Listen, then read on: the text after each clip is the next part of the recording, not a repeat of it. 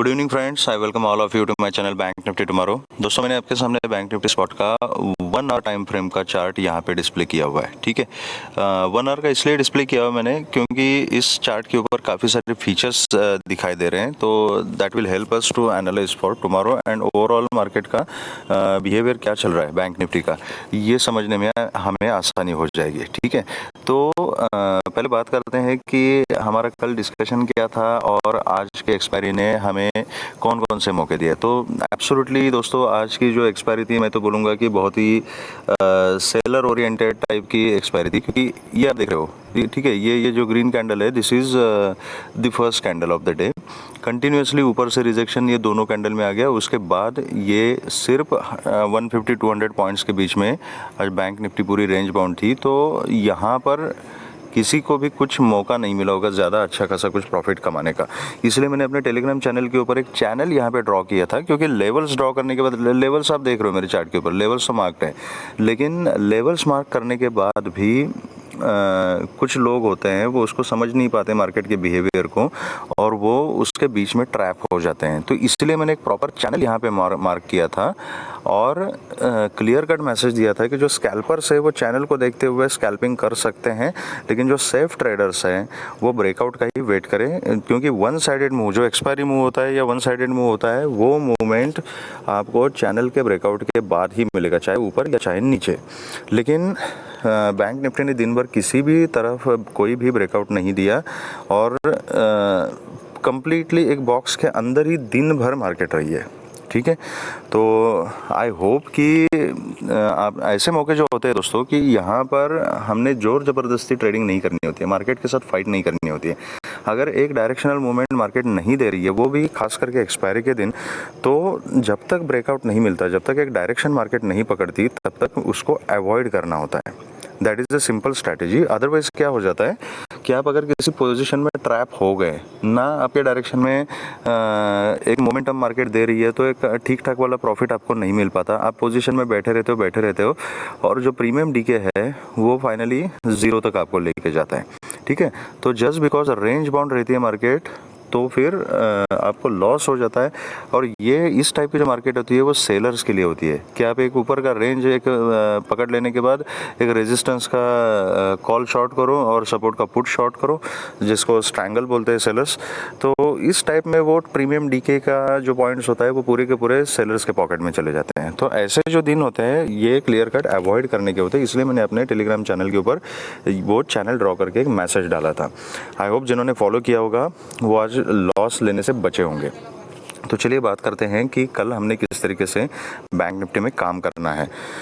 तो ये एक ट्रायंगल 1 आवर का चार्ट हमें इंडिकेट कर रहा है, और इस ट्रायंगल से क्या समझ में आता है कि दिन ब दिन बैंक निफ्टी ये जो रेंज है ये नैरो बना रही है और ऑलमोस्ट इस ट्रायंगल के एपेक्स तक यहाँ पे पहुँच रही है। ठीक है, तो या तो ये ऊपर की तरफ ब्रेकआउट दे देगी तो एक अच्छा खासा मोमेंटम मिलेगा, या नीचे की तरफ ब्रेकआउट दे देगी तो एक अच्छा खासा मोमेंटम मिलेगा।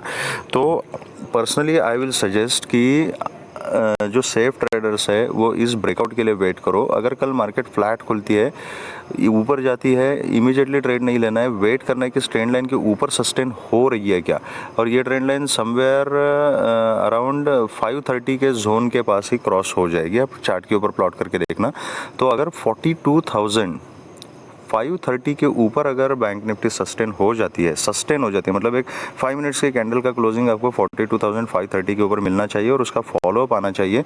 उस केस में फिर आप कॉल की पोजीशन ले सकते हैं। ऊपर का जो फर्स्ट टारगेट रहेगा दैट विल बी 42,600-630 का जोन, देन 42,680-730 का जोन, एंड देन 42,830 यहाँ तक के टारगेट्स मैं कल के लिए देख रहा हूँ। अगर बैंक निफ्टी ऊपर जाती है तो उसके ऊपर आपको फिर 43,000 तक के टारगेट्स भी मिल सकते हैं, मतलब 42,980, 43,030 ये जोन, यहाँ तक के टारगेट्स आपको मिल सकते हैं अगर इसके ऊपर बैंक निफ्टी सस्टेन हो जाती है। तो ये ब्रेकआउट अगर सस्टेन हो जाता है, तो अगर फ्लैट खुल के नीचे आती है और नीचे अगर इसको ब्रेकडाउन दे देती है और सस्टेन हो जाती है, यहाँ पर भी सेम फॉर्मूला है कि 5 मिनट्स की कैंडल कम से कम यहाँ इस चैनल के नीचे क्लोज होनी चाहिए, उसका फॉलोअप आना चाहिए। तो उस केस में फिर आपका जो फर्स्ट टारगेट रहेगा दैट विल बी 42,030, फिर देन 42,950, देन 41,000 850 830 का जोन, देन 41,730 एंड देन 41,630, इसके नीचे फिर 41,530 तक के टारगेट्स आपको मिल सकते हैं। तो अगर bank Nifty gap up open हो जाती है और ट्रेंड लाइन के ऊपर ही गैप अप ओपन हो जाती है, इमीडिएटली ट्रेड नहीं करना है, वेट फॉर अ स्विंग। जो रिस्की ट्रेडर्स है वो इमीडिएटली कॉल की पोजीशन बना सकते हैं with a very strict stop loss, लेकिन फिर अपना पोजीशन साइजिंग जो है उसको कम रखिएगा। जो सेफ ट्रेडर्स है, वेट फॉर अ डिप, जहाँ पे सपोर्ट लगी वहाँ पर कॉल की पोजीशन बना सकते हैं आप, और ऊपर के टारगेट्स आपके सेम रहेंगे। लेकिन अगर गैप अप खुलने के बाद फिर से इसी चैनल में आती है तो क्लियर कट अवॉइड, ठीक है, मैं उसको फिर अवॉइड करना प्रेफर करूंगा। फिर आपको पता नहीं कि कहाँ पे चली जाएंगी, लेकिन फिर से इस चैनल में आके फिर ऊपर अगर ब्रेकआउट देते हैं और सस्टेन हो जाते हैं तो उस कंडीशन में आपको कॉल की पोजीशन में बैठ सकते हैं, ठीक है। तो इट इज़ वेरी सिंपल। अगर गैप डाउन ओपन हो जाती है तो सेम कहानी है कि एक पुल बैक का वेट करना है, जहाँ रेजिस्टेंस लेती है अगर नीचे आती है रेजिस्टेंस लेके, तो वहाँ पर पुट की पोजीशन आप बना सकते हो with a very strict stop loss. नीचे के टारगेट्स आपके सेम रहेंगे, ठीक है। ये तो बहुत सिंपल रखेंगे स्ट्रैटेजीज को। और अगर इस बार यहाँ पे नीचे ब्रेकआउट अगर मिल जाता है तो मैं फिर यहाँ पे इस सपोर्ट लेवल के ऊपर मैं कॉल की अपॉर्चुनिटी थोड़ी सी कम देखूंगा, क्योंकि ये एक चैनल का मतलब एक जो पैटर्न चल रहा है, इस पैटर्न का ब्रेकआउट मिलने के बाद फिर नीचे की तरफ से फिर बाउंस बैक होने की पॉसिबिलिटी है वो थोड़ी कम हो जाएगी। लेकिन फिर भी थोड़ा सा कॉशियस रहना है, पोजीशन साइजिंग ठीक से रखना है और स्टॉप लॉस अपने स्ट्रिक्टली मेंटेन करने हैं, ठीक है। क्योंकि मार्केट में वोलेटिलिटी बहुत है। अगर एकदम से कुछ न्यूज़ आ गई, कुछ हो गया, वहाँ से अगर रिबाउंस हो गई तो फालतू में ज़्यादा लॉस नहीं लेना है, ठीक ठाक प्राइस एक्शन देख के काम करना है मार्केट में। तो ये रही हमारी स्ट्रैटेजीज गैप अप और गैप डाउन के सिनारियो में, एंड फ्लैट खुल के ऊपर या नीचे जाती है तो इट इज़ वेरी सिंपल। तो इस हिसाब से इस तरीके से हम बैंक निफ्टी में काम करेंगे। तो चलिए अब बात करते हैं कि कल हम निफ्टी में हमने किस तरीके से काम करना है और निफ्टी के अंदर हमारी जो स्ट्रैटेजीज़ है वो स्ट्रैटेजीज़ कैसे रह सकती है, ठीक है। तो जस्ट मोमेंट, ओके। तो ये रहा निफ्टी का चार्ट। निफ्टी में भी मैंने आपके सामने ये 1 आवर टाइम फ्रेम का चार्ट लगा के रखा हुआ है। तो यहाँ पर आप देख सकते हो कि Nifty was also a very very very range bound, ठीक है। तो निफ्टी में भी कुछ ज़्यादा हमें अपॉर्चुनिटीज़ नहीं मिली है। तो इट इज़ वेरी क्लियर कि ऊपर की जो रेंज है निफ्टी में 18,150 की रेंज है, ठीक है, ये देख रहे हो आप 18,150, और नीचे की जो रेंज है दैट इज़ 18,060, ओके। तो 18,150 एंड 18,060 के बीच वाला जो जोन है वो एक्चुअली नो ट्रेडिंग जोन है। मैं इसके बीच में कोई भी ट्रेड करना पसंद नहीं करूंगा, क्योंकि इसके बीच में जब तक मार्केट रहेगी तब तक, जैसे आज के दिन वोलेटाइल थी और डायरेक्शनल मूव क्लियर नहीं हो रहा था, कोई भी डायरेक्शन क्लियर नहीं हो रहा था, उसी तरीके से मूवमेंट मार्केट इस जोन में कर सकती है। तो इसके बीच में मेरे लिए ये नो ट्रेडिंग जोन है। अगर फ्लैट कॉल के ऊपर जाती है तो I will wait for a breakout of 18,150। अगर 150 के ऊपर 5 मिनट्स के कैंडल का क्लोजिंग मिलता है तो then I will try a position of call with a very strict stop loss.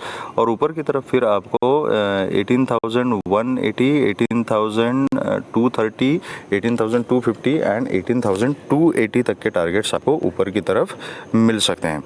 अगर इस बॉक्स को नीचे की तरफ ब्रेक करती है, मतलब 18,060 के नीचे 5 मिनट्स की अगर एक कैंडल हमें मिल जाती है और उसका फॉलोअप आ जाता है, तो उसके नीचे फिर 18,000, 18,030, 18,000 एंड 17,950 एंड 17,930 तक के टारगेट्स आपको नीचे की तरफ मिल सकते हैं।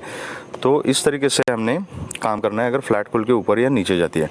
अगर गैप अप ओपन हो जाती है और 18,150 के ऊपर ओपन हो जाती है तो again wait for dip and buy on dip की स्ट्रेटेजी यहाँ पे लगानी है। जहाँ पर आपको सपोर्ट मिलेगा वहाँ पर कॉल की पोजीशन लेनी है, फिर ऊपर की तरफ 18,280 तक के टारगेट्स आप पकड़ सकते हो। अगर गैप डाउन खुलती है और गैप डाउन खुलने के बाद अगर पुल बैक लेके कहीं रेजिस्टेंस लेते हैं तो वहाँ पर आप पुट की पोजीशन ट्राई कर सकते हो, बाकी नीचे के टारगेट्स आपके सेम रहेंगे। लेकिन अगर गैप अप या गैप डाउन खुलने के बाद फिर से इसी रेंज में वापस आती है तो इस रेंज में still it is no trading zone for me. तो अकॉर्डिंगली प्राइस एक्शन देख के काम करना है। तो ये हमारी स्ट्रैटेजीज रहेंगी बैंक निफ्टी और निफ्टी में कल के लिए। अगर आपको ये वीडियो पसंद आए तो please hit the like button, subscribe the channel and please share the video with the maximum people. बाकी लाइव मार्केट में इफ़ आई एम अवेलेबल तो जो भी इंपॉर्टेंट अपडेट्स या चार्ट्स होंगे मैं अपने टेलीग्राम चैनल पे सेंड कर दूंगा। अगर आप वहाँ पर जुड़ना चाहते हो तो अपने चैनल का लिंक मैंने अपने डिस्क्रिप्शन बॉक्स में दिया हुआ है, वहाँ से आप मेरा टेलीग्राम ग्रुप ज्वाइन कर सकते हो।